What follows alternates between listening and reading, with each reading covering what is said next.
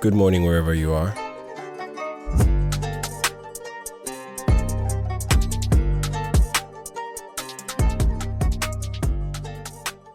I spend a lot of time thinking about sound, and not just in a technical way. I think about it in terms of the emotions it brings up, the stories it tells, how it lingers, how it affects my memories and my moods. And over the years, I've been working in sound design, audio post-production for film, TV, animation, commercials, you name it.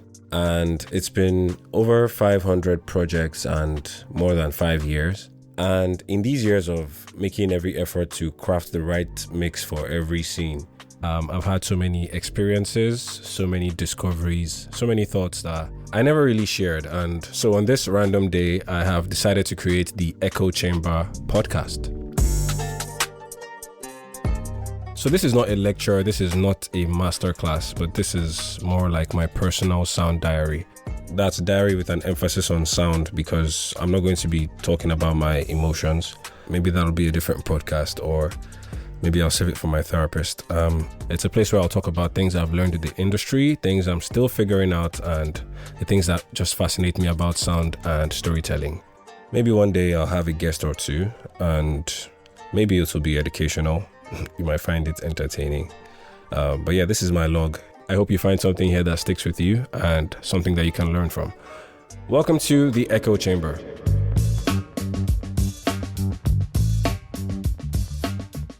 So these are definitely going to be short, bite-sized pieces, and the first thing I want to talk about is this idea that if we want to tell African stories, we want to use African music, because it's something that has been prevalent in a few projects I've helped out on recently. And I had to have this conversation with a director recently, and that successful conversation was the birth of this podcast. The truth is, if we want to tell authentic African stories and authentic Nigerian stories by extension, we cannot exclude international music from it. Because if you check a Nigerian playlist, you are not going to see only one style of music. You're going to see amapiano, you're going to see hip hop, you're going to see rock. You go to a Nigerian wedding, there's a band playing, you might hear Terry Akpala, followed by Ed Sheeran, followed by Lil Baby, followed by Fino, You walk through a Nigerian market and you're hearing Not Like Us in the distance, and walk a few steps forward and the next shop is blasting Wizkid's Ojo Elegba. So it's a part of our day, it's a part of our soundscape. And if we want to tell our stories, let's not forget that there's a certain authenticity that just comes with, being ourselves with the things that we do listen to on a daily basis, because that's part of our experience. And what I discovered on this project was the more we try to shoehorn Africanism onto the film at the tail end of the process, the less real it felt. It suddenly felt fake. It felt manufactured. Everybody knows films are fake, right? But the idea is to create a suspension of disbelief, and that suspension kept getting lighter and lighter. The reason for that is it's weird when everything else in the filming process is influenced by Hollywood, right? Even the shooting style is influenced by Hollywood. The camera was made in Hollywood for Hollywood. The lighting, style and equipment, and so many other things, even makeup. We take things from them that we like in their process and in their system, and we use them to get what we want to tell our stories, right? And they work. If a Nigerian lady puts on American makeup, she's still a beautiful Nigerian lady. So what I discovered is that at the end of the day, we don't want to just take a lot of influence from Hollywood and shoot in their style and use their equipment and use their techniques and then try to just shoehorn Nollywood over it at the tail end of the process. What I think is needed is a balance between the two. There has to be the influence of Afrobeat in our stories for sure, but sometimes you need the Western orchestra to pass the particular message you're trying to pass at that point in time. So this idea, I believe, also affects our African artists and how they script their songs, how they record their songs, and how they express themselves creatively. Sometimes our musicians don't really fully appreciate the power they have through the music that they create and the kind of emotions they can elicit and the kind of different themes they can explore. And I think this is why a rapper like Kendrick Lamar wins Pulitzer Prize for poetry and takes 16 Grammys home per night.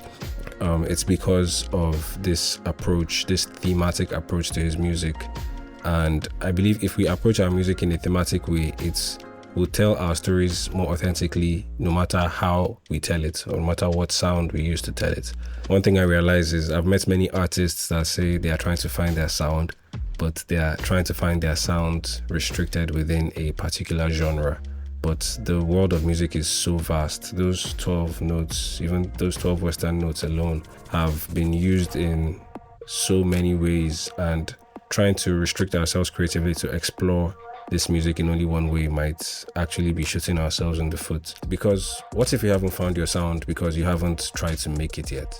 You'll notice that our Nigerian skit makers use some very popular sounds. Those string sounds, they are pizzicato strings. Those are Western instruments.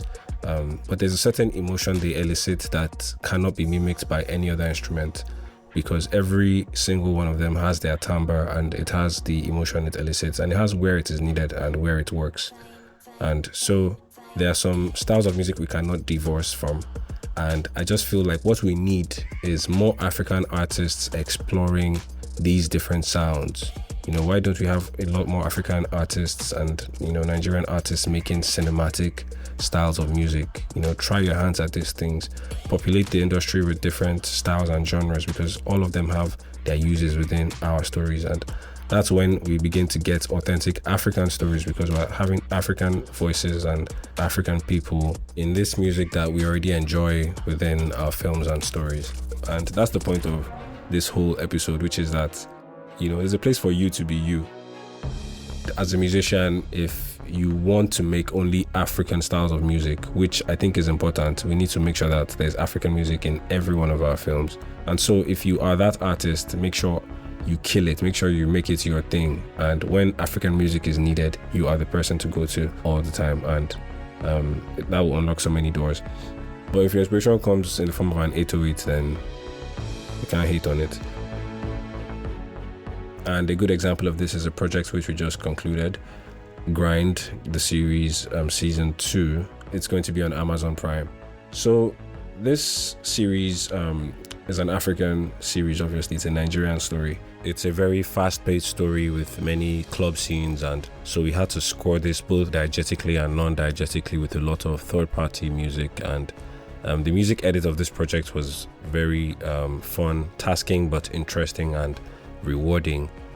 We have music from artists that are crazy in different genres, like